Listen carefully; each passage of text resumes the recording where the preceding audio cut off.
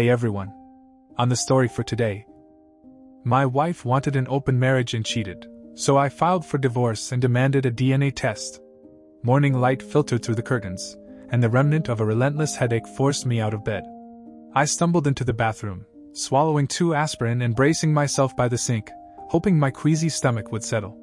I'm Ron Jaman, and yesterday turned my world upside down. After a long day at work, I walked into our home, unaware of the emotional wreckage waiting for me. Chrissy, my wife, looked at me with a mixture of love and sadness. She confessed she had been involved with another man for the past year. She described their relationship as a lifeline for him, a man shattered by a car accident that claimed his wife's life while he escaped unscathed. Chrissy explained how she tried to mend his broken spirit, how their connection deepened into love and eventually physical intimacy. She assured me her feelings for me hadn't changed and promised she would come back when this man no longer needed her. She vowed to remain present for our children and me, balancing her life between our family and her obligation to this man, who she believed would eventually move on. Her revelation felt like a sucker punch. In my stunned state, I lashed out, calling her names in a futile attempt to make sense of the betrayal. Chrissy's response was sharp. She accused me of failing to truly love and support her, throwing our wedding vows back in my face. She argued that if I loved her, I would accept this situation as painful as it was. The conversation left me grappling with a storm of emotions, questioning everything I thought I knew about love, loyalty, and marriage. Chrissy was clearly disappointed and angry with me. I was furious, and to avoid punching her, I started drinking and yelling. Once I calmed down a bit, I asked how she would feel if I found another woman. Who would want you? Chrissy sneered. You're an overweight, middle-aged man with thinning hair. She warned that if I tried to divorce her, she'd ruin me. I was livid and confused about what to do. My mind was in total meltdown, and I couldn't think logically. I kept drinking and raging at Chrissy. She packed a bag and said, I'm leaving to be with my lover until you calm down and accept the situation. I didn't remember much after that. Sitting on her bed, I decided to take stock. Chrissy was right. I was middle-aged, my hair was thinning, and I was about 20 pounds overweight. I couldn't change my age, but I could do something about my hair and weight. First, I needed to find out where my kids were. It was Saturday morning, so they should be home. After searching the house, I realized they weren't there. Where had Chrissy taken them? I was about to call her parents when I heard a car in the driveway. It was Chrissy's car, and I saw our kids getting out. I met Chrissy at the door. Good. You're sober, she snapped. Where were the kids? I asked. They were with me. I couldn't leave them with you. You didn't take them to your lover's house, did you? I hissed. Ron, watch your language. She snapped again. They were already there. My friend is kind, unlike you. Yesterday, I wouldn't dare leave them with you. Fair point, I admitted. But why didn't you take the kids to your parents' place? They weren't home, Chrissy said as she went upstairs. I followed her. Are you here to stay or going back to your lover? Oh, Ron, stop being childish. I've told you how things are going to be. I won't argue about it. The discussion is over. Accept it or don't. Even though you're acting like an idiot, I still love you. When he no longer needs me, I'll be back full-time. So what do we do now? I struggled to stay calm. Right now, I'm packing a few things to spend a few days with my friend until you cool down and accept the situation. What about the kids? I hoped to shame her into staying, but it didn't work. If you don't want to watch them, call my parents. They will. Chrissy packed another bag and left, leaving my head ready to explode. However, I knew I had to keep it together for the kids. I wasn't going to take Chrissy's affair lying down. No self-respecting man would. After Chrissy left, I checked on the kids and asked if they had any homework. They all groaned, but agreed to get started when I promised we'd visit their grandparents. Chrissy's parents, after all, loved going there because Pop was helping them build go-karts. Chrissy's parents, Sam and Mary, lived on a small farm nearby. Sam, a retired tinkerer, had a large workshop where they worked on the go-karts. Sometimes I'd help too, being a certified mechanic at the local Ford dealership. I wanted to talk to Chrissy's parents to see if they knew about her boyfriend and get their advice. I had always had a great relationship with them and considered them my surrogate parents since mine lived far away. However, I was worried they might side with Chrissy. I checked that the kids were doing their homework, and it struck me how much they meant to me. Ron Jr., the oldest at 16, was a football player but not big enough for a college scholarship. Sally, 15, was a typical teenager and a great student. Kyle, the youngest at 11, was a joyful accident and a happy-go-lucky child. While the kids worked, I made coffee and started a list of things to do. I called my boss, Bob Clarkson, to fill him in on my situation. I had worked at the dealership since it opened 23 years ago, and Bob had been my boss for 15 years. He was sympathetic, having seen his son go through a messy divorce where his ex-wife made false accusations against him. "Damn," I said. "She is one cold witch." "Tell me about it," Bob said bitterly. For a week we expected the police to arrest Gary. These accusations are devastating and hard to disprove. The police get scared every time a woman accuses a man. The only thing that saved Gary was his ex-mother-in-law. When Carol told her mother that Gary maltreated her granddaughter, she thought it would ruin him. Bev, known for being ruthless but fair, immediately took her granddaughter to the doctor to see if she had been maltreated. The doctor confirmed she had not. Bev went to the police and threatened to testify against her daughter if they pursued charges. She also warned Carol that she would expose her pills problems, leading to her losing custody. "God bless Bev," I said, shocked at what women could do to get their way. "Amen to that," Bob replied. "If there's anything I can do to help you, let me know. If it's within my power, I'll make it happen." I asked for the next week off, using my personal days and vacation time. Bob agreed and even offered more time if needed. "There is something else," I said. "I need a good divorce lawyer." "That's easy," Bob said. "Use the attorney my son used." He cleaned Carol's clock. Gary got primary custody, kept the house. And Carol has to pay child support. His name is Dwight Tucker. I think I have his number. The uglier my son's divorce got, the more I heard Tucker's name in my sleep. Bob found Dwight Tucker's card after about a minute. I called his office, not expecting anyone to answer on a Saturday, but luck was with me. Not only was Mr. Tucker there, but his secretary told me he had a cancellation and could see me if I arrived in 30 minutes. I told the kids I had to go out for an hour and to behave. I drove to Mr. Tucker's office and made it in 20 minutes. Dwight Tucker, a good-looking man in his early or mid-30 seconds with deep blue eyes and a welcoming smile, greeted me. I was sure he scored points with lady jurors. "What can I do for you today?" Dwight asked as I sat down. "My wife told me yesterday she's cheating on me with a younger man," I said, feeling embarrassed and angry. I explained what had happened the previous day. Dwight took notes, shaking his head when I mentioned my wife claimed to still love me but planned to keep seeing the guy. He stopped me. "Let me get this straight," Dwight said, his eyes darkening. "Your wife says she loves you, but we'll keep seeing this guy." Embarrassed, I nodded.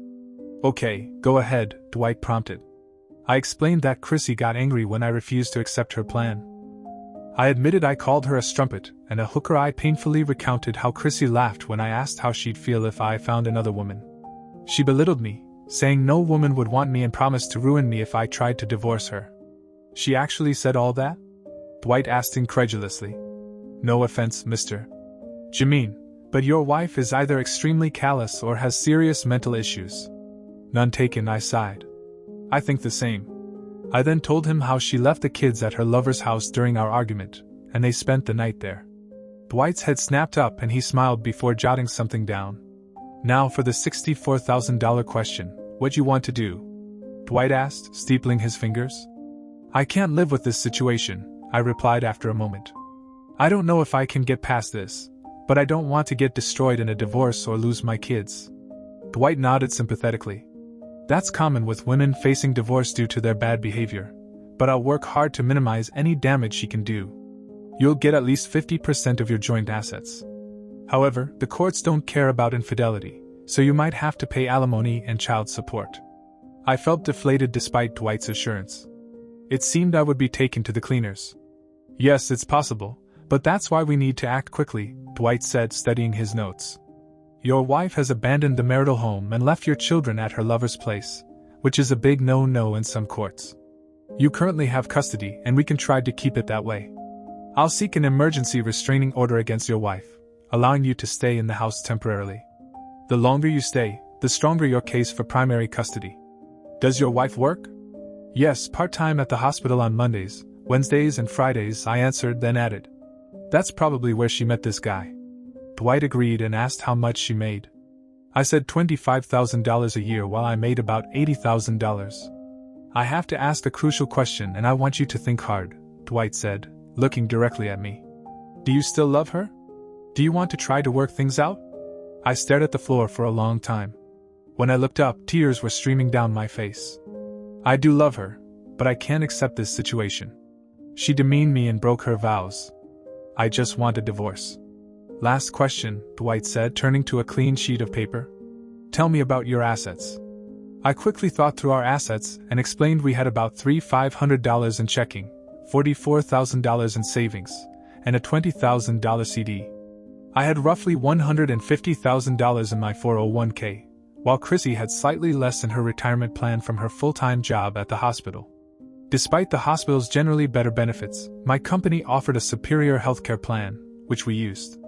We also had 2 cars in both our names and a house with little equity, as we maxed out the loan when we bought it a few years ago. Here's what I want you to do, Dwight said, looking ready for battle. Withdraw half of the savings, checking and CD amounts, and put it in a separate account in your name only. I can't touch the CD without Chrissy's signature, I explained. No problem, Dwight said, calculating. Take $33,750 from savings. Pay as many house bills as you can from checking. Cancel joint credit cards and get a new one in your name only. I still have a credit card from before we were married, I said. I don't use it much because our joint card offers cash back. Even better, Dwight smiled. You won't need a new card. Dwight wrote a list of instructions and handed it to me. Go to my secretary and have her call Taylor Locksmith to change your house locks. Then come back and we'll go over the next steps. Miss Carlson quickly got Taylor Locksmith on the phone. They said they'd come around noon. I returned to Dwight's office as he finished the call. We're in luck, he said. If I fax my paperwork today, we'll get Judge Johnson. Why is that lucky? I asked. He hates cheaters. Dwight smiled. He's an old-fashioned Bible Belt judge who despises infidelity. This works in our favor. If he wasn't available, I would have had to work harder. But Judge Johnson was a friend of my father's. He won't mind if I call him at home. Dwight stood up and offered me his hand. I shook it gratefully. Before you head home, Dwight instructed, go take care of your bank stuff. I'm preparing a petition for an emergency restraining order against your wife. She won't be allowed in your house or within 500 feet of you or your children, since she's with her lover and left your kids there. That should help with the order. It might be overturned later, but by then, you'll be established as the primary caregiver. By Friday, I'll have her served with divorce papers. Then we'll see how she responds. For the first time since Chrissy dropped her bombshell, I felt like I was taking back control. The bank wasn't busy, so I quickly got a cashier's check for my share of the money and closed our joint credit card, paying off its $537 balance from the checking account. I also paid the mortgage 2 months ahead, which used up another $2,600. With the cashier's check in hand, I went to another bank and opened accounts in my name only. When I got home, the kids were watching TV. I loaded them into the car and drove to my in-laws. Sam waved from his workshop as the kids ran to him. Inside, Mary greeted me with a kiss. A minute later, Sam joined us. I have something hard to say, I began. Chrissy is having an affair and I'm filing for a divorce. I don't believe you, Sam said sharply. What proof do you have? She told me, I replied softly, tears sliding down my face. Just then the kids came in. Please stay outside for a few minutes, I told them. Why, Ron? Ron Jr. asked. Because I said so, I said more sharply than I intended. Ron Jr. saw my tears and immediately pushed his siblings back out. She told you? Mary asked in disbelief. Yes, I said firmly. I recounted the previous evening, including Chrissy's threats and insults. They were shocked and Sam was angry. I still don't believe it. I'm going to call her and put it on speaker. Sam dialed Chrissy and put the phone on the coffee table. Hey, Daddy, Chrissy answered brightly. What can I do for you? Ron is here, Sam said. Are you having an affair? After a long pause, Chrissy demanded. What did he say? He said you're having lovemaking with another man and that you love him. It's complicated, Daddy, she pleaded. I'm trying to help this man who suffered a terrible tragedy. Sam's face turned red. Are you having lovemaking with him or not? We've had lovemaking, but I still love Ron. I can't abandon this man right now. I love him too. I was stunned. Chrissy had always been a daddy's girl, and I assumed Sam would make excuses for her. Chrissy, Sam's voice was strangled. I never thought my daughter would become an immoral woman. Daddy, please, she pleaded, but Sam hung up. Moments later, the phone rang again. Mary moved to answer it. Leave it alone, Sam commanded, but Mary grabbed it anyway. Sam snatched the phone from her hand and threw it against the fireplace. I said leave it alone, he screamed. She was stunned by her husband's anger and backed away. I was equally shocked. Silence filled the room as Sam and Mary processed the news. Finally, Sam hugged me. Ron, I am so sorry. I can't believe our daughter did this to you. We will help you in any way we can. Mary will talk to her later and let you know how it goes. Right now, I'm too angry to speak with her. I had to leave to meet the locksmith. After herding the kids into the car, I hugged Sam and Mary and invited them for dinner to discuss more. On the way home, Sally burst into tears. Are you and Mom getting a divorce? Where did you hear that? I asked. From me, Ron Jr. said defiantly. I snuck back in and listened. I sighed, realizing they deserved to know, but how to tell them without causing too much damage. Damn, Chrissy. She hadn't thought about the kids when she was with her new man. Yes, it looks like your mother, and I will be getting a divorce, I said softly. But why? Kyle cried. Your mother has fallen in love with another man, I explained. You mean she's having lovemaking with another man? Sally said through tears. I hate her. She's a total witch. Sally, don't say that about your mother, I admonished, though I felt the same way. The locks were changed just in time. 10 minutes later, Chrissy came roaring into the driveway. You told my parents, didn't you? I'm sure you called me a strumpet and a hooker, Chrissy screamed. I thought you loved me, Chrissy, I said sadly. I love you with all my heart, but I won't accept you being with another man. You hurt me deeply when you called me an ugly middle-aged guy that no other woman would want. Your pity love I can do without. You also threatened to ruin me. How can you say you love me? If you truly believe what you're doing is right, it shouldn't matter that your parents know. Chrissy looked stricken. Okay, I'm sorry. I didn't mean those things. She tried to apologize. I was just angry because you called me a strumpet and a hooker. You promised to love, honor, and cherish me. Shame on you. If you loved me, you'd accept the situation. I'm not leaving you for him. I just love him too, and I'm trying to help him. He's younger and will eventually move on. Chrissy, I said, shaking my head. If you're going to quote our vows, remember you promised to forsake all others. A married woman doesn't sleep with young men just because they're hurting. I've accepted that you are damaged goods, and I don't want you in my life anymore. Accept it or don't, that's your choice. Chrissy turned red and seemed uncertain, but then her eyes narrowed with renewed arrogance. She was breathing hard, clearly trying to figure out her next argument. At that moment, I wished I didn't love her, but I still did deeply. Ron, Chrissy said in a tone she used with the children. Stop being an idiot. I'm your wife. I love you, and I will come back to you when this man is well again. I was so sad, but my love for her had turned to pure hatred. No, Chrissy, I don't know you. My wife was loving and faithful. You I don't recognize. For all I know, this is just one of many affairs. I can't trust you anymore. Chrissy's face flushed with anger. This is not an affair, and he's the first person I've been with since we married. He's hurt, and I will help him whether you agree or not. Suit yourself. I don't accept this. I don't trust you, so I will have a DNA test done on the kids to ensure they are mine. You are a total prick, Chrissy spat. This is going to get very ugly. Remember what I told you would happen if you tried to divorce me. I'd rather die in poverty than be with a woman without morals, I said, looking down at her. She seemed unaware of the consequences coming her way. At that moment, a sheriff's vehicle pulled up. The deputy approached Chrissy. Are you Chrissy Jameen? He asked. Yes, Chrissy responded, confused. Ma'am, this is a restraining order. You cannot enter the house and must stay 500 feet away. Do you understand? But that's my home, Chrissy sputtered. All my things are inside. You have 15 minutes to gather your stuff, the deputy said. I nodded in agreement. I'll take my children to the backyard, I said. I want to see my children, Chrissy said frantically. Ma'am, the deputy said, the restraining order is to protect your children from you. Chrissy turned to me, furious. You did this. You're taking my children away. No, you did this, I said calmly. You abandoned our house and left our children unattended at your lover's place. I didn't abandon our house, and he's a wonderful man, Chrissy screamed. I'm helping him by sleeping with him. If he's so wonderful, go live with him and give him your love. Or does he just want to use you for cheap pleasure? I responded more for the deputy's benefit than Chrissy's. I took the kids to the backyard and told them their mother was gathering her things to take to her new man's house, but I would let them see her before she left when I brought them out front. Kyle was crying hard and rushed into his mother's arms, begging her not to leave. Please, Ron, Chrissy sobbed. Can't you see what you're doing to the children? Anger flared in me, but I forced it down. Don't talk about the kids. I haven't done anything to them. You took them to your lover's house while you were with him. Ron, why can't you understand that I can't abandon him?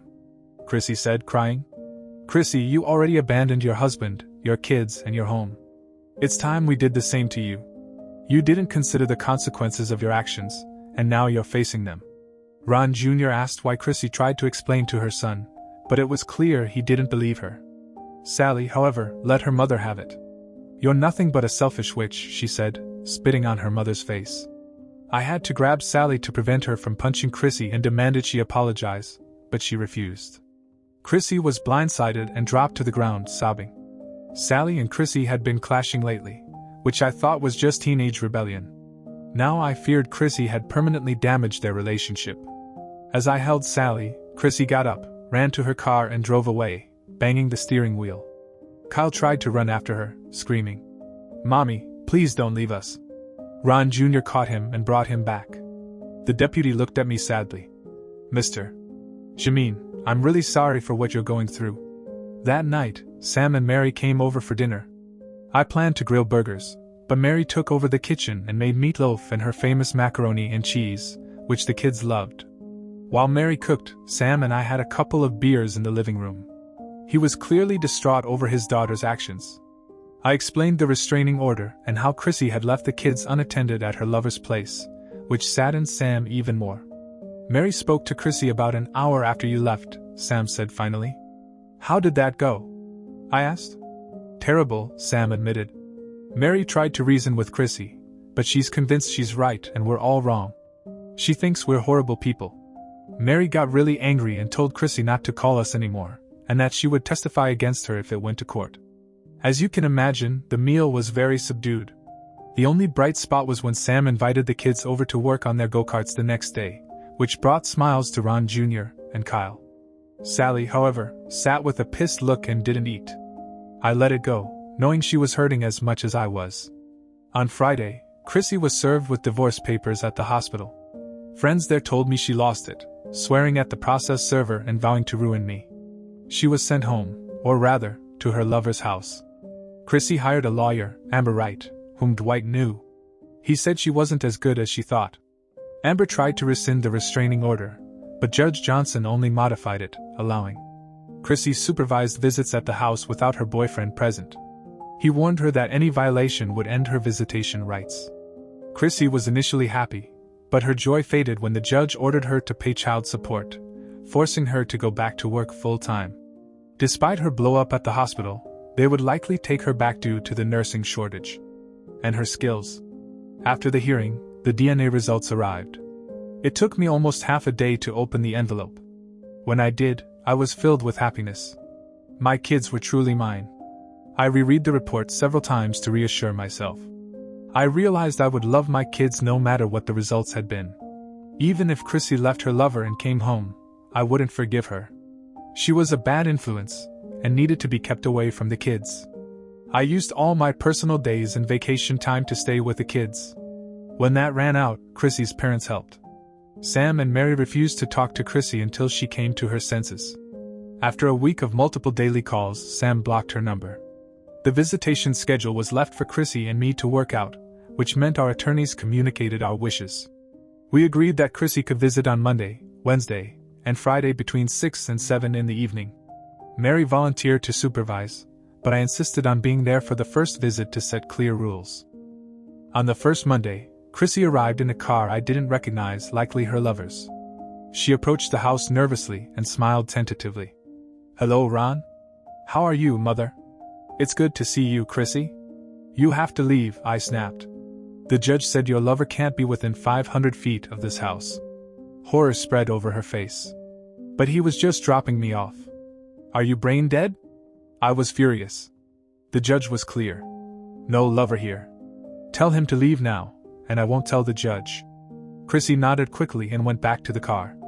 I walked out and copied the license plate number, then returned to the porch as the car drove off. Okay, he'll pick me up later, Chrissy said defiantly. Tell him to meet you down the street. I don't want him near the house. Chrissy's face filled with anger. Ron, I'm tired of how you're treating me. You didn't have to steal money from our checking account or cancel my credit card. Chrissy, I didn't steal anything. The money was used to pay off the credit card and make 2 mortgage payments. I wanted to ensure the kids had a place to stay while we sorted things out. As for canceling the credit card, I didn't want to be stuck with any expenses you might charge while with your lover. Chrissy's face flushed with anger and arrogance. This is not an affair, and he isn't my lover. You're being a prick. Before I could respond, Mary stepped forward and slapped Chrissy across the face. Both Chrissy and I were stunned as she stepped back, bewildered, staring at her mother. Chrissy, if you ever disrespect Ron again, I will tear that dress off you and slap your bum red. If you want to see the kids in the living room, I'll talk to Ron first and then join you. Be warned, if you say or do anything wrong, I will throw you out of this house. Chrissy nodded meekly and went inside. Ron, I apologize for my brain-dead daughter, Mary said sympathetically. Thanks for sticking up for me, I said gratefully. And then I left. 2 weeks later, the restraining order was lifted, as Dwight had mentioned. By then I was established as the primary caregiver and allowed to stay in the house. Chrissy continued seeing her lover, so her child support remained. She could have unsupervised visits with the kids in public, but couldn't take them to her lover's house or have him present. After 4 months of delays, our first court date to finalize the divorce arrived. Before the attorney spoke, Judge Johnson asked if we had attended counseling. The attorneys admitted we hadn't, so the judge ordered 8 sessions of marital counseling. Neither Chrissy nor I opposed. I thought they were a waste of time, but didn't want to anger the judge. Chrissy seemed to believe she could convince me or the therapist that her actions were justified. The first session with therapist and Patterson was as I expected. Chrissy spent most of the hour explaining that what she was doing was the Christian thing to do, and looked shocked by Chrissy's arrogance. In the second week, and gently questioned Chrissy's arguments, asking if it would be fair if I started having lovemaking with another woman. I cringed, expecting an attack on my manhood, but this time it didn't happen. Chrissy didn't answer right away, but I didn't care.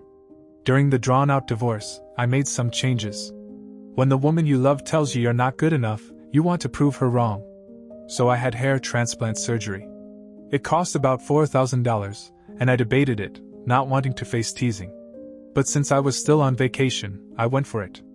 My hair was buzz cut, then plugs from the back were planted in the front. I stayed home for the first week, telling the kids it was a minor medical procedure. After 10 days, I looked like my old self and my hair grew longer each week. After healing, I started exercising and running. Initially, I could only run half a mile, but eventually I could run 10. I also joined a gym and changed our meals to healthier options. The kids complained at first, missing fast food, cookies, ice cream and pizza. I found fun, healthy recipes online, and while some didn't turn out great, we laughed, scrapped them and made sandwiches. Cooking together became a family activity despite the pain from Chrissy's betrayal. I began feeling better about myself. On my first day back at work, I got an ego boost. The receptionist, Trudy, gave me a strange look, but didn't tease me about my new hair. "Welcome back, Ron," she chirped. Then her eyes began examining me. "There's something different about you." I blushed a bit. "Oh, I've been on a diet. I've lost 18 pounds. I'm aiming to lose another 5. She laughed and nodded. "Well, it really suits you. If I weren't married, I'd be all over you. Thanks for the ego boost, but according to my wife, I'm just a middle-aged man with no lovemaking appeal." So much so she's found herself a lover. I tried to make a joke out of it, but it fell flat. By now, everyone at the company knew about my situation. Storm clouds crossed over Trudy's eyes. "Chrissy is an idiot. Either that or she's got a screw loose. You're a great guy, Ron, and plenty of women would be thrilled to have you. Don't let Chrissy get in your head. That was the best boost I'd gotten in months. Suddenly I didn't feel like such a loser. I snapped back to the present when and asked my wife again. Chrissy, how would you feel if Ron came home and told you he was sleeping with another woman? As I mentioned, I was waiting for Chrissy to attack my manhood, but she didn't. I did see her eyeing me during our first meeting. I guess she could no longer say that I had thinning hair and was overweight. That was another boost to my ego. Anyway, I just sat in my chair and waited as Chrissy seemed to think about what to say.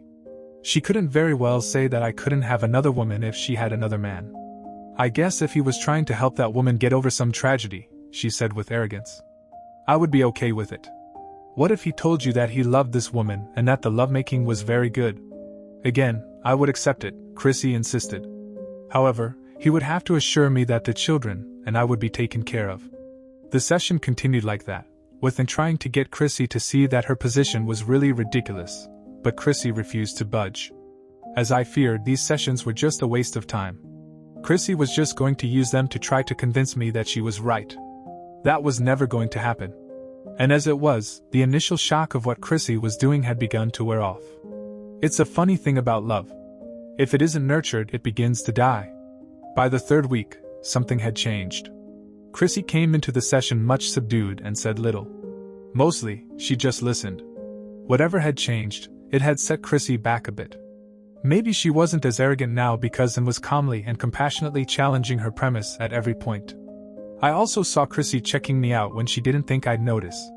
I continued to work out and lost a few more pounds. I'd even begun doing a lot of yard work, which had given me a great tan. A couple of months before the therapy sessions had been ordered, I made another change. I was becoming dissatisfied with my job. Oh, I loved fixing cars and not just the engines. I got tremendous satisfaction from doing body work. I'd been fixing up old cars since I was 14 years old. I could do it all. Now I saw owning my own business as a way to spend more time with my kids. I talked it over with Sam and he agreed to help me. I wanted to set up my own shop and start building a business, but I couldn't just quit my job and do it. I didn't have the money to sustain us until the business took off. We'd starve before I could make a go of it. However, since Sam's farm was also in an industrial zone, he agreed to let me start my business in his workshop. Actually, Sam's tinkering shop had once been a barn for horses that he had converted. There was plenty of space for Sam and me. If I got the business established, Sam agreed to lease me a piece of land on the road to build my own building. I spent time at work studying how they had things set up. The dealership was basically set up to handle a higher volume than I was anticipating. They did a little body work at the dealership, but much of it was subbed out. With this in mind, I scaled down what I needed in terms of tools and equipment. One thing for sure, I'd need to build a paint booth. Sam was not only okay with that, but actually helped me construct it. I spent the savings I had liberated from our joint savings, plus a small loan from Sam to finance the venture. I started part-time, mostly on weekends and evenings. It was fun, and the kids would come out many times to watch or even help. I really enjoyed teaching Ron Jr. how to do things. Even Sally got her hands dirty and loved to tell her girlfriends how she helped change out an engine or help paint a Corvette. That also made her more interesting to the boys at school. I got business by word of mouth, and soon I was wondering if I shouldn't strike out full-time. That decision actually came to a head when I was told that they needed me to work over the weekend to get some backed-up workout. I couldn't do it because I had customers of my own that I needed to take care of. I figured I was going to get fired when I went in to tell Bob that I couldn't work because I had my own business obligations. Got a minute, Bob? I asked, poking my head into his office. Sure, Ron, he waved me in. I'm glad you're working this weekend. We've got 44 cars coming in on Friday that need to be thoroughly checked and prepped. We have to get them out by the end of the month. I winced slightly at that. Most people don't realize that factories offer special incentives to dealerships. If they sell a certain number of cars in a month, they get a discount off the invoice. For example, the factory might say, if you sell 300 vehicles this month, we'll take $150 off your costs. That's a $45,000 saving. But if the dealership sells only 299, they get nothing. This was crucial for the dealership. That's just it, Bob, I said, feeling sweat trickle down my back. I can't work this weekend. I've kind of started my own business on weekends and I've got commitments. I'm sorry, Ron, Bob said curtly. But if you can't work this weekend, I may have to let you go. I understand, Bob, I said resignedly. I just hope there are no hard feelings. I've been trying to build up a business of my own. I want to spend more time with my kids and make some extra money for their college funds. I'll clean out my locker. I hate to lose you, Ron, Bob said sadly. Tell me about your business. Where are you located and what kind of jobs are you doing? I explained that I had set up my operation on my father-in-law's property and described the equipment and tools I had. I was set up to do almost any kind of car repairs, including bodywork. Go get yourself a cup of coffee and then come back here, Bob said, reaching for his phone. I didn't want a coffee, so I went to my locker and put my things in a box. Losing this job meant it was going to be tough for a while. The kids would have to be put on Chrissy's health insurance plan as I had taken her off mine. Still, I was confident I could make it. I was turning away almost as much business as I was taking in. Bob motioned me into his office when he saw me coming down the hall. I've got a deal for you, Ron, he said excitedly. If you work this weekend, we'll reimburse you for any money you lose because your customers are unhappy. No, I shook my head. I couldn't do that to my customers. Hold on, I'm not done, Bob said, sliding a piece of paper across the desk. It was an independent contractor's agreement. I really need you this weekend. I also think you can convince your customers to wait a few days. If you can do that and your shop passes our inspection, we'll hire you as an independent contractor to do some of our bodywork. I was stunned, but took the deal. After that weekend, I was basically working full-time at my business. Occasionally I would go into the dealership if they had a problem and I wasn't busy. Also, Sam started helping me part-time and Mary agreed to do my books. I was now making more money than I ever had working for the dealership. The only thing still messed up in my life was my marriage. After the 4th counseling session, I wanted to end them. I was pretty much beyond caring what Chrissy was doing with her new love. Oh, don't get me wrong, it still stung when I thought about my wife being with another man. But I wasn't thinking about it as often. In our 5th session, I decided to go on the offensive. I figured if I attacked Chrissy hard enough, she might choose to end these useless sessions. I decided to confront her on the most hurtful thing she had said, that I was too unattractive to get another woman. When asked if I had anything to say, I lit into Chrissy. Chrissy, I've decided that you're not only selfish, but also very nasty. How dare you tell the man you supposedly love that he's an ugly, middle-aged man no woman would ever want. You hurt me in a way that I don't think I'll ever get over. God, Ron, I'm so sorry, she sobbed. I'm so ashamed I ever said that. If I could take it back, I would. I do love you. Just not enough to give up your lover. Keep your sorries to yourself. You need them more than I do. I snapped back. Chrissy burst into uncontrollable sobbing. No matter what Ann or I said, we couldn't calm her down. Eventually, Ann called an end to the session, but gave us homework to do before the next one. I wasn't looking forward to it because I figured these sessions were a total waste of time. The homework was to answer a series of questions. Some made sense, like how was our relationship with our parents? How was our sex life? Some questions didn't make sense to me, like what my favorite food and drink were or what kind of vehicle I drove. But one question really made me sit back and think. It was if you could change one thing, what would it be? I'd been working on the questionnaire the night after the last session, but put it away after I read that question. I wanted to think about it for a bit. The next day, I finally wrote that I wished I had been a better husband so my wife wouldn't have stopped loving me. We handed in our papers at the next session, but Ann didn't even look at them. Instead, she started by asking if we had any questions or if there was something we'd like to discuss.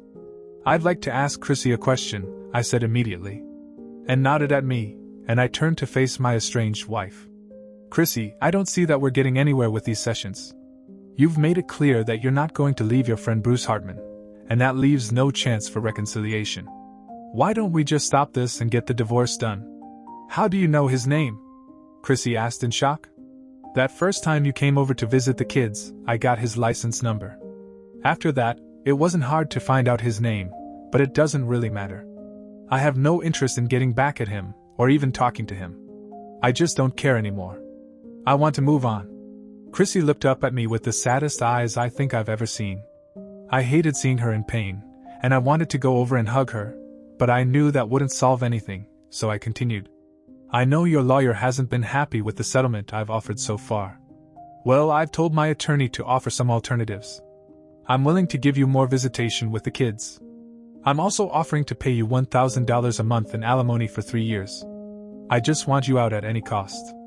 I watched Chrissy for a reaction, but all I saw was terrible sadness.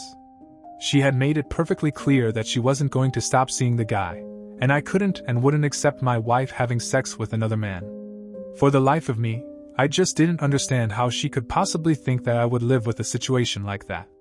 At this point, it didn't matter. I just wanted out. I decided to push to end this farce. I know that what you said about me was partially true. It did hurt like hell when you said it, and I did tell you that I didn't think I'd ever get over that. But as time goes on, I realize that I am getting over it. Anyway, as you can see, I've tried to fix myself up. I don't think that I'm the man you thought so little of when you took up with Bruce. I've also started dating. After we're divorced, you can take care of your gentleman friend for as long as you want, but I think it's time to end this. If for no other reason than so, you can start to rebuild a relationship with your kids. With that, Chrissy burst into tears and fled the room. And looked as stunned as I was. Finally, and composed herself and told me that she wanted to see Chrissy by herself for the next session, and then me alone for the last session. With a sigh, I agreed. When Chrissy unloaded all this on me, I was furious and filled with hate. But now, months after the fact, I was just worn out. I could see the pain this whole thing was inflicting on not only me, Chrissy, her parents, and most of all, our children. I wanted that to stop. I also was no longer furious that Chrissy was having sex with some guy. When I arrived for my final meeting with N, I was not only happy that Chrissy wasn't there, but also glad that this would be the end of the counseling. Ron, I want to commend you for your restraint through all these sessions, and began. I know this entire situation has been unbelievably painful for you. After meeting with Chrissy last week, I think I finally understand what happened to your wife. I was now sitting on the edge of my chair. Finally, maybe I would learn why Chrissy decided to destroy our marriage. Do you remember the homework I gave you? She asked. I just nodded. I had forgotten about it and figured it had been of little value in these counseling sessions. The way you both answered one particular question surprised me, and said as she pulled 2 pieces of paper from her folder. The question was, if you could change one thing, what would it be? Do you remember that? I nodded. You answered that you wished you could have been a better husband so that your wife wouldn't have stopped loving you. When Chrissy heard that, she broke down and cried harder than ever. It took me quite a while to calm her down. I didn't know what to think, say, or do, so I just sat there. Ron, your wife never stopped loving you. Yeah, that's why she continues sleeping with Bruce, because she loved me so much, I said sarcastically. And gave me a disapproving look, but then sighed. Ron, what I discovered about Chrissy was that she was going through a severe midlife crisis. As the children were getting older, Chrissy felt her life slipping away from her. She is, and I suspect she has always been, a warm and caring person. Somewhere along the line, she found Bruce, who needed her terribly. She confused her desire to be young again and Bruce's terrible need for forgiveness over his wife's passing for love. That doesn't change anything, I protested. She's still sleeping with Bruce. Actually, no, she's not, Ron. Really? This was news to me. Then why didn't Chrissy tell me? And sighed. I know this isn't going to change your feelings at this point, but you need to know the whole truth. Bruce left town the same day you told Chrissy you were going to start dating and just wanted to get on with the divorce. She figured she had already lost you. I thought about it, but Anne was right. It didn't change my mind. Too much had happened to go back. I had my life on track now, and I wanted to move forward. I could never trust Chrissy again, and I didn't want to live like that. Most importantly, I wanted the kids to start bonding with their mother again. Sally's grades had slipped badly since this mess began, and she was still angry at her mother. Kyle had become sullen, withdrawn, and was acting out in school.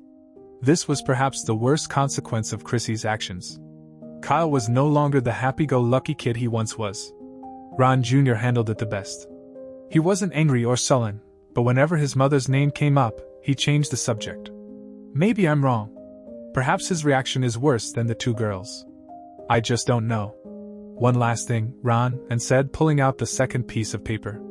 This is Chrissy's answer to the question about changing one thing. She wrote that if she could change one thing, it would be that she never met Bruce Hartman. The divorce went through, And as per the agreement, Chrissy visited the kids on Wednesdays and Fridays. I made sure to take the kids out on Fridays before Chrissy arrived. At first, our interactions were formal and awkward, but then we started sharing meals together with the kids. One evening, Chrissy asked if she could stay the night. No, I answered with a chuckle. The bed in the spare room isn't that comfortable. It's better if you go back to your place, and next time don't think I'd ever be alone with you. As for Bruce Hartman, his story wasn't completely true. His wife died driving away from him after finding him cheating. She left in rage, speeding, and died in a car crash. Why did he leave town? I guess it was because of a severe beating he took outside a local bar. 5 broken ribs, 1 busted kneecap, 5 missing teeth, and 2 busted nuts. I had to call in a favor with some friends. It was worth it. The beating ensured he would never be with another woman, let alone please any. As for Chrissy, she gradually restored a loving relationship with her children, or I should say, with Sally and Kyle. No matter what Chrissy did, there was always a distance between her and Ron Jr. I would have thought Sally would hold a grudge, but she was the first to fully embrace her mother's return. Chrissy finally mended her fences with her parents, though, like Ron Jr. There was a slight coolness with her father. Most Sundays we'd have dinner there like a family, but we weren't. Chrissy kept apologizing for everything that had happened. I finally told her to please stop. I will never forgive you, and it's useless to try, I told her. Oh, please, Chrissy, stop being so childish. I told you how things are going to be. I have no intention of arguing about it. The discussion is over. Accept it or don't. That's your choice. We are never getting back together again. Even if you were the last woman on the planet, and the fate of mankind depended on me making love to you, I'd pass. 3 years later, I got married. I married Sally's teacher. How we met, and everything that happened is a story for another time. But what matters is that the kids love her, and have accepted her as part of the family. Chrissy still hasn't accepted that I've moved on. Well, I'm not going to do anything about her. After all, the discussion was over. She either accepts it or she doesn't.